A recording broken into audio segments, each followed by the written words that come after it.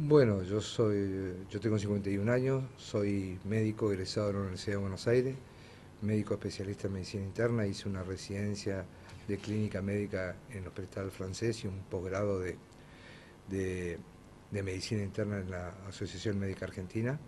Posteriormente hice un posgrado en diabetes y trastornos metabólicos. Hace 22 años que estoy acá en Paso de los Libres. Me he desempeñado en el ámbito público y privado. En el ámbito público he sido secretario de salud, director del Hospital San José, fui jefe de servicio en alguna oportunidad de clínica médica del Hospital San José y actualmente me desempeño en el área en privada. Bien. Hay un tema que nos consultaban muchos aquí, incluso yo le decía que también me han mandado, me ha llegado, que fue uno de los motivos por el cual decidimos contactarnos con usted y poder invitarle para que venga aquí a nuestros estudios. Una denuncia, una supuesta denuncia pública de una paciente, de una persona, una ciudadana de Paso de los Libres, hacia un enfermero del Hospital San José. Bueno, tenemos nombre y demás que no vienen al caso. Y acerca de una atención, una mala atención que bueno, figuraba la receta, figuraba una foto con probables medicamentos que se hayan provisto, y usted efectuó una aclaración médica respecto a esto. Sí, en primer lugar, yo quiero dejar en claro que no quiero tocar intereses absolutamente de nadie, no me interesa para nada, o sea, es una visión pura y exclusivamente Sí. mía, la verdad no es única, esta es mi verdad, es mi forma de ver, hace 22 años que estoy viendo en parte de la salud de Paso de los Libres, tanto pública como privada. eh, y bueno, justamente es una de las cosas que a mí me llama la atención. En primer lugar, independientemente del enfermero en sí, que yo lo conozco al enfermero, sé que es un buen enfermero, lo que me llamó la atención era justamente que una persona no llama a un médico. O sea, si yo necesito una atención médica, lo que necesito es de un médico, no de un enfermero. Eh, lo que yo recibí, el audio, la foto del enfermero y las ampollas supuestamente que había recibido en la paciente, y lo primero que me llamaba la atención era que, bueno, si una persona se le había llamado a un enfermero y posteriormente va a una guardia de Unimed en Uruguayana, no estamos hablando de una persona carenciada o que por ahí no tiene la capacidad de interpretar en su enfermedad. Me parece que o tiene una muy buena prepaga que le cubre en Unimed en Uruguayana, o tienen dinero suficiente para pagar, que al cambio de hoy de reales es, por cierto, bastante caro. Eh, entonces digo, ¿por qué no llamar? Ella argumentaba a que ningún médico o que no tenía médico un fin de semana. Yo no puedo hacerme cargo, por supuesto, yo digo lo que yo pienso. Yo soy una persona que tengo las 24 horas este, prendido mi celular, o sea, no hago una guardia activa, pero soy una persona que prácticamente tengo una guardia pasiva los 365 días al año, porque mis pacientes en el momento que necesitan me pueden llamar y yo en el horario que sea lo atiendo. Es mi forma de ser, no digo que sea perfecto, no digo que sea la forma de actuar, pero es la forma que yo he encontrado de solucionar los problemas de las personas que yo asisto. Y en segundo lugar, que me llamaba la atención que la persona que en Uruguayana le hayan dicho que esos medicamentos lo podían matar o que le podían provocar la muerte, que de casualidad no murió, y eran 3 ampollas de diclofenac, 2 ampollas de Reliberan y una ampolla de un antibiótico que comúnmente lo conocemos como Bactrim. No estamos hablando, salvo que sea alérgica a la sulfa, para que pueda decir una persona que le pueda matar esas ampollas. Pero bueno, ahí viene un gran problema de lo que hablábamos hace un ratito fuera del aire, de lo que es la salud en Paso de los Libres. Y es un tema que creo que todos nos debemos hacer cargo de ello, ¿no es cierto? Yo soy una persona que pienso que es como distintas cajitas en el cual cada uno debe tener su propia responsabilidad. Nosotros los médicos primeramente tenemos que hacernos responsables, las personas que colaboran con la medicina, bioquímicos, kinesiólogos, nutricionistas, etcétera, o sea, todos los que están digamos, apoyando la medicina, tienen que hacerse cargo, deben hacerse cargo los pacientes y debe hacerse cargo, por supuesto, el Estado en el aporte de la salud pública. Son temas que se cuestionan mucho y que por ahí la gente malinterpreta. Es habitual, por ejemplo, una persona automedicarse o recurrir a un enfermero. También se habla mucho desde el hospital también de que cuando uno necesita algún cuidado básico, una atención básica, tiene que recurrir a un CAPS, a un centro de atención primaria de la salud, no a lo que es emergencia, urgencia y guardia del hospital. ¿Qué opina usted respecto a esto y cuál sería el procedimiento correcto ante algún malestar? Un malestar básico y ya algo que podría ser de más urgencia. El punto justamente, como yo anticipé, esto no va dirigido a nadie en particular, sino en general, y es una cosa, una práctica que yo veo en Paso de los Libres en 22 años de haber estado acá, la cual trato de corregir en mi consultorio con los pacientes. En este caso transmití en una red social porque, digamos, era una manera de trasladar mi preocupación con respecto a la salud. Entonces, lo que vos decís es cierto, es muy común que uno sienta un síntoma y uno va a una farmacia. En la farmacia, dice, no es que lo va a atender ni siquiera un farmacéutico, a lo mejor lo atiende una persona que es un empleado de comercio. Y entonces va a decidir qué medicación le puede dar a una persona que me puede decir, me duele la cabeza. La mayoría de las veces nosotros tenemos enfermedades que son simples, pero nosotros podemos tener una enfermedad compleja y estos medicamentos pueden estar enmascarando cuadros. Con respecto a lo que qué es lo que debería hacer, uno debe, bueno, siempre es aconsejable la atención de un médico de cabecera. Yo tengo estudiado más o menos cómo está distribuida la población y con respecto a la salud en Paso de los Libres, y el 50% de las personas de Paso de los Libres no tienen acceso a una obra social o a un sistema prepago. Y un 50% sí. Supongamos aquellas personas que no tienen acceso a un sistema prepago de obra social. Entonces, frente a un síntoma, puede ir a un centro de atención primaria de la salud o puede ir a la guardia del hospital. Por supuesto, nos recomienda que el centro a un centro de atención primaria para la salud, que encontramos diversos CAPS ahí distribuidos en todos los distintos barrios de la ciudad, tienen horarios determinados y obviamente se tratan de patologías menos complejas. Entonces, si yo tengo un dolor de garganta, un resfrío, probablemente pueda ir a un centro de atención primaria. Ahora, si siento que no estoy bien, debería una guardia de 24 horas del hospital, y el hospital tiene la obligación, porque es uno de los requisitos justamente del hospital es que tenga una guardia de 24 horas para emergencia.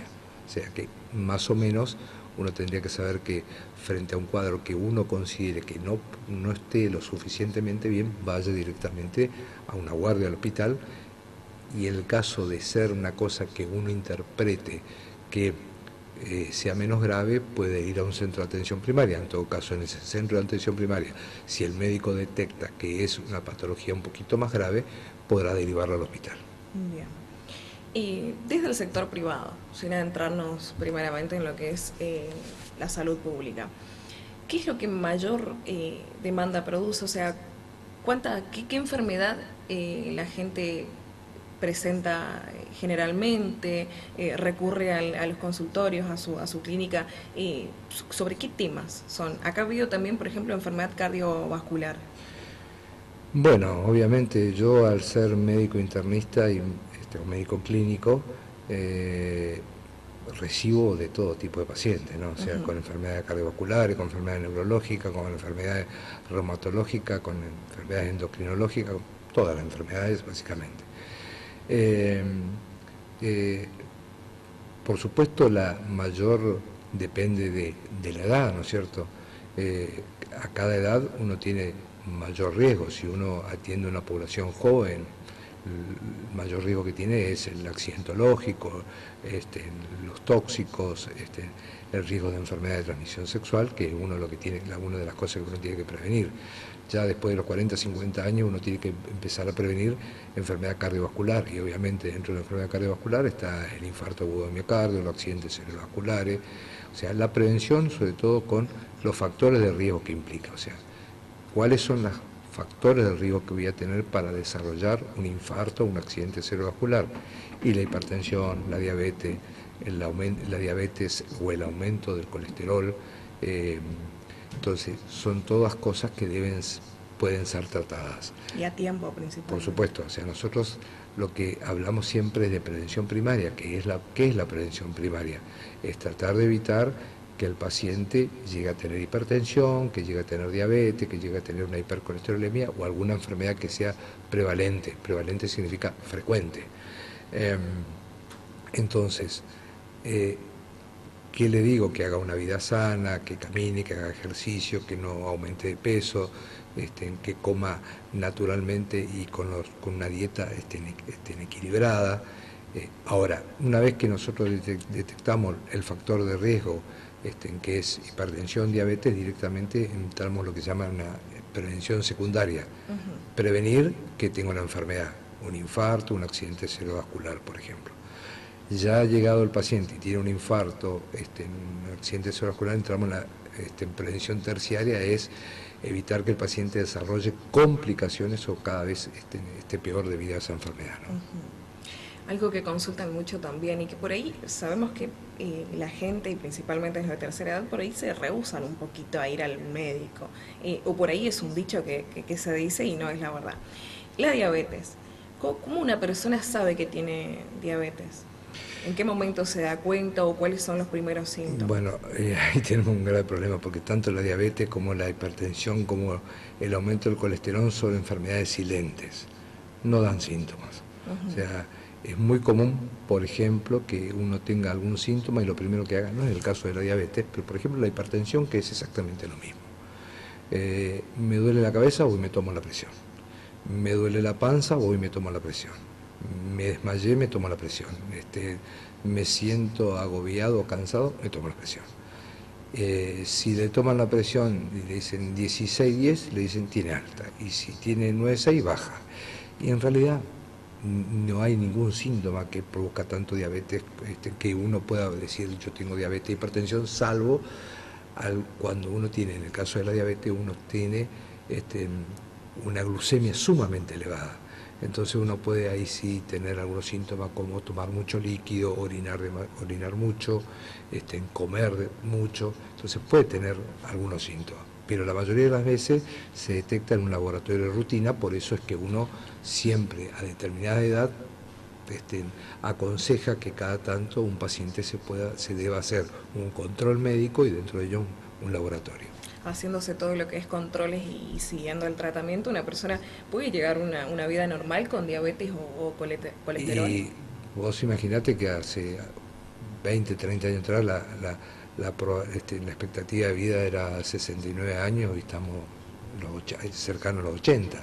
Entonces, evidentemente, los cambios de hábito en los pacientes, ayudado con algunos medicamentos, nuevos medicamentos, obviamente ha prolongado la expectativa de vida de todos los pacientes. Entonces, sin lugar a dudas, se puede llevar una vida normal.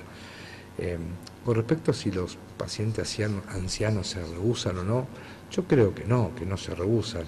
El tema es que por ahí no tienen el acceso a la salud en forma adecuada. La mayoría de los ancianos tienen una obra social PAMI. Yo no quiero caer en esto, entrar en polémica si la obra social funciona bien o no, ese es el tema, o es harina de otro costal, como podemos decirlo. Pero bueno, por ahí las largas colas, los turnos prolongados, el estar mucho tiempo, uno lo cansa y se muere. Entonces son factores sociales que van a intervenir y que van en desmedro de la salud del paciente, ¿no? Supongamos un caso hipotético que puede llegar a pasar o no, incluso hubieron algunas que otras quejas sin adentrarnos mucho en intereses personales, como usted dice. Supongamos que una persona recurra por alguna urgencia o para atenderse de sobre diabetes en el hospital y en ese momento no recibe atención médica, no hay un médico presente. ¿Qué es lo que tiene que hacer? Primero debe haber un médico presente. Es obligación del Estado que haya un médico de guardia permanente.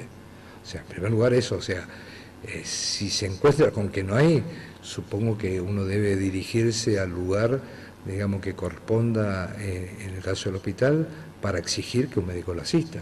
O sea, tiene que haber un médico, es cierto. Porque sabemos que hay personas que no tienen obra social, que no tienen los recursos Bueno, como para... yo te estoy hablando que el 50% de la población de Paso de los Libres no tiene obra social en un sistema prepago de salud.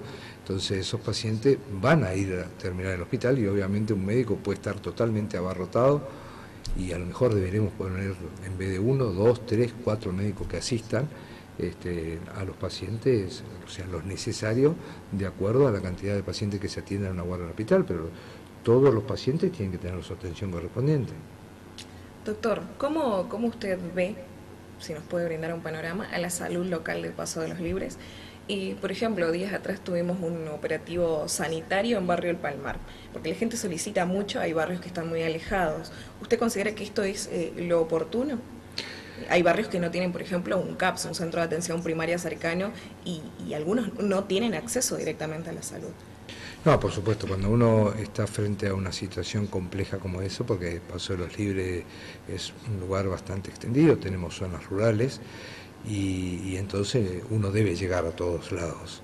Los centros de atención primaria, que son los CAPS, están distribuidos más o menos equitativamente como para tener acceso a toda la población, pero a veces hay lugares esparcidos y un poquito alejados que uno debería tener alguna posibilidad con todo un equipo sanitario, que trabajadores sociales, con médicos, con enfermeros, con odontólogos si son necesarios, para tratar de captar a aquellas personas que están un poco marginadas. Entonces es una buena posibilidad la realización de estos operativos sanitarios. Ahora, los operativos sanitarios uno tiene que tratar de llegar y alcanzar hacia toda la población, ¿no? Bien, fiebre amarilla. Circulaba una información que nos llegaba de que, bueno, una persona tiene que vacunarse, principalmente aquellos que van a viajar. Si ya se vacunaron, no hay que vacunarse nuevamente. El que va a viajar tiene que vacunarse con una anticipación de 10 días. ¿Esto es así? ¿Tiene que preocuparnos realmente? Primero, la fiebre amarilla son enfermedades básicamente endémicas. Endémica significa que existe en determinados lugares y en determinada población. Hará 10, 15, la verdad que yo ya estoy grande y uno pierde la noción del tiempo, a ver si fueron 10 o 15 años, fue la primera vez que hubo en Paso de los Libres la obligatoriedad de colocarse la vacuna de la fiebre amarilla. Y nos decían que si no nos iban a dejar pasar a Uruguayana. No sé si recordar a vos que había que pasar cuando íbamos a Uruguayana por un charquito con un agua que no sé qué contenía, qué producto, lo teníamos que bajar, limpiar los pies, una cosa bastante rara, por cierto. La fiebre amarilla es endémica de la zona del Amazonas y alrededores, y en realidad en ese momento cuando uno hacía una búsqueda científica de dónde había lugares en la Argentina, fiebre amarilla, uno no encontraba, no existían fiebre amarilla en Argentina. De igual manera, aquellas personas que van a viajar a zonas endémicas, como por ejemplo Brasil, el norte de Brasil, o cuando van a viajar a el África, es necesario colocarse la vacuna de la fiebre amarilla, que a veces cada 10 años hay que hacer un refuerzo. Pero independientemente de eso,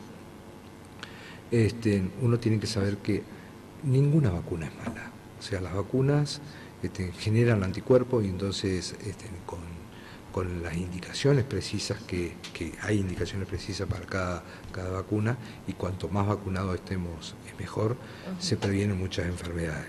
Obviamente, vos me decías 10 días antes, yo te diría un poco más, porque en realidad la vacuna lo que genera es un anticuerpo anti esa enfermedad. Entonces yo tengo que tener un tiempo, digamos, previo para poder desarrollar esos anticuerpos. Entonces yo aconsejo que un mes antes se coloque la vacuna, la que fuere, y en este caso es la fiebre amarilla. Generalmente ante la aparición de estas cuestiones la gente entra en pánico, entra a preocuparse, y lo que realmente tiene que hacer es prevenir, tomar los recaudos que debería tomar, o directamente consultar con un médico. Otra cuestión que también, bueno, nosotros acá damos los principales medios de prevención, cuáles son los cuidados que tiene que tener la gente, el dengue y el chikungunya.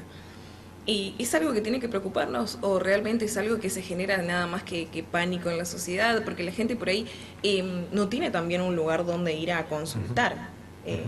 fue picado por un mosquito y ya entra en pánico y dice, me picó el dengue. ¿Esto es así? ¿Cómo tiene que hacer? Las enfermedades del dengue y chikungunya, por ejemplo, son enfermedades que ocasionales que están relacionadas más con los Corrientes ha sufrido, Misiones ha sufrido, toda la zona del litoral ha sufrido mucho y tenemos que tener en cuenta que va desde una enfermedad simple hasta una enfermedad grave como la fiebre hemorrágica y que en algunos casos puede desarrollar hasta la muerte del paciente. Uno no tiene que entrar en pánico, nunca tiene que entrar en pánico, simplemente consultar ante la duda y ponerse, digamos, lo que nosotros a veces llamamos analizarlo epidemiológicamente, o sea, ver que si el paciente va a desarrollar alguna enfermedad o no. Por cada mosquito que me pique, si por cada mosquito que nos pica nosotros vamos a consultar a un hospital, vamos a dejar el hospital abarrotado, ¿no? De igual manera, el paciente siempre tiene que tener un síntoma. Entonces, si yo me pica un mosquito y ando perfectamente bien, no tengo por qué tener problema. Ahora, si yo me pica un mosquito y posteriormente comienzo con síntomas, me duele el cuerpo, tengo fiebre, etcétera, etcétera, ahí sí uno debe consultar lo más precozmente posible. Bien. ¿Ha tenido en sus consultorios algún caso relacionado a alguna enfermedad que se dé y que guarde relación con el tema de las inundaciones, por ejemplo? Que sabemos que las inundaciones, bueno, principalmente para aquellas personas de bajos recursos o de barrios alejados, podría acarrear un montón de enfermedades. Sí, no, en mi caso no puedo decir yo que yo hago una medicina pura y exclusivamente privada, no es una cuestión elitista que hago, sino que, bueno, fueron decisiones, he participado participado de salud pública también, pero por distintos motivos me han llevado a que me dedique pura y exclusivamente a mi consultorio, trato de hacer lo mejor posible y por supuesto al hacer una medicina privada uno no tiene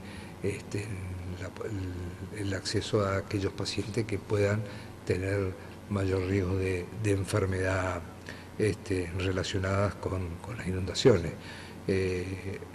Eso no significa que uno no esté atento a todo eso y que eventualmente, de ser necesario, uno se pone a disposición de lo que uno pueda colaborar. Pero bueno, no he sido convocado, así que... Bien. Una zona muy crítica en nuestra ciudad que tuve la oportunidad de conocer, que visito constantemente y que también, bueno, estoy en contacto con la gente allí, es Barrio Las Palmas, zona basural. Sí. Donde la gente, bueno, convive con el basural, que si bien ahora se le está dando un tratamiento a todo lo que es la basura y demás, la basura está, los residuos están y bueno, la sociedad tampoco colabora y coopera mucho con esta cuestión. Y la gente no tiene agua corriente, digamos, no. Tiene los tanques, el agua, y que yo misma con mis propios ojos he visto que es una agua que no está limpia, que incluso, bueno, conviven con las moscas. A 50 metros del barrio Las Palmas hay un vertedero de agua, de ahí sacar el agua y a veces les llevan el agua a los bomberos. Yo en una oportunidad fuimos habíamos visitado a esa zona, sí. Frecuentemente fui y visité. Yo tengo una militancia política, bueno, he recorrido los barrios y el barrio de Las Palmas fue uno de los barrios que más visitamos y que más carencia tenían. No tienen agua, no tienen una buena solución a las excretas, o sea, ni hablar de que van a tener... Y que esto viene hace muchísimo tiempo que conviven así, y realmente es preocupante, porque yo miraba esa agua y decía, esto no es para nada potable. El agua tiene color, tiene olor, tiene sabor. El vertedero de agua que hay en la esquinita. Vi el vertedero y la gente consume eso. Cocina con eso, se baña con eso y toma esa agua. Sí, es altamente peligroso. Desconozco cuáles son las medidas sanitarias que pueda llevar el municipio o la provincia con respecto a... Pero era uno de los barrios más perjudicados y que más necesitan, si bien son unas casillas de madera, que serán 20 casillas de madera, con 20 familias, y que realmente requieren mucha atención. Esto puede acarrear, lógicamente, un montón de enfermedades, el consumo de esa agua. Y sí, por supuesto, si tenemos agua contaminada, podemos tener la enfermedad que se te ocurra, infectocontagiosa, lo que se te ocurra, desde parasitosis, que pueden ser leve, hasta algunas enfermedades mucho más severas. Y realmente son zonas muy marginadas que están, bueno, detrás del basural, ¿no es cierto? Y que tienen, por supuesto, el riesgo de contaminación. Creo que, bueno, son esos lugares cuando uno hablamos, recientemente hablamos de las acciones sanitarias que se realizan de acercarnos hacia los distintos lugares que uno debería apuntar. El barrio Las Palmas es uno de lo que deberíamos apuntar, como hay tantos otros barrios, ¿no? O Musitos, otro. Y Palmar, que también siempre lo recalcamos. Sí. Y me decía que usted milita en un partido político, o militó. Sí, yo tuve una militancia, yo encabecé la lista de concejales de Unidad Ciudadana, apoyando al actual intendente, en nuestra lista iba apoyando al actual intendente Tinchas Cuba en el año 2017, fue la elección, sí. Después formé parte de Salud Pública durante 6 meses y hace más o menos casi un año que no participo más en la actividad. Bien. Un último tema que le voy a plantear, que también nos consultaban y que se dio principalmente en zona sur de nuestro país, también casos y ya más cercanos en la provincia de Entre Ríos, el hantavirus. Sí. ¿Qué tiene para decirnos al respecto? Tuvimos declaraciones, nosotros aquí también lo pasamos, de la cartera de salud provincial, pero la gente de todas formas consulta y está preocupada por este tema, este roedor que tanto se habla. Claro, el tema del hantavirus es una de los que yo te había dicho, justamente que son enfermedades endémicas de zonas específicas. El primer brote de hantavirus que salió de público conocimiento y en todos los medios masivos de comunicación, habrá sido hace 15 a 20 años. Creo que el Bolsón era un lugar donde se había iniciado el tema del brote de esta enfermedad, y ahora obviamente en el sur también. El sur es un lugar donde habitualmente es endémico para la zona de hantavirus. Ahí es donde viven justamente el ratón, que es el vector de la enfermedad, porque viven justamente en zonas montañosas, en zonas cercanas a la cordillera. Pero también hay zonas endémicas como por ejemplo Entre Ríos, Misiones, Santa Fe, donde ha habido algunos casos aislados. La mejor manera obviamente es combatir al vector, tratar de eliminar el vector, y obviamente aquellas personas que contraen la enfermedad, que esto de alguna manera es como el dengue, también pueden desarrollar, como al ser un virus, los virus no tenemos formas de matarlo, no hay un tratamiento específico, y de igual manera se utiliza el medicamento, pero no es como un antibiótico que yo voy a dar y sé que una semana lo voy a curar. Entonces, bueno, la prevención y el cuidado es muy importante. Entonces, tenemos que aislar al paciente porque también se puede contagiar de persona a persona. Entonces uno decide, bueno, si yo me voy a una zona determinada, puedo contraer y a través de ahí venir a Paso de los Libres, y obviamente... Claro, eso es lo que se decía, ¿no? Porque primero decían, bueno, nosotros no somos propensos, no se va a dar el brote en Corrientes, sí, pero si una persona contagiada viene a nuestra provincia... Y sí, potencialmente sí, pero lo que pasa es que, bueno, imagino que habrán tomado las medidas extremas en las zonas como en el sur, más allá de las críticas que yo pueda realizar como política de salud a nivel nacional. Bueno, sabemos que ha dejado de existir el ministerio y pasó a ser una secretaría, y eso obviamente disminuye el presupuesto, y al disminuir el presupuesto, por supuesto, uno tiene menor capacidad y menor partida para poder prevenir este tipo de enfermedades.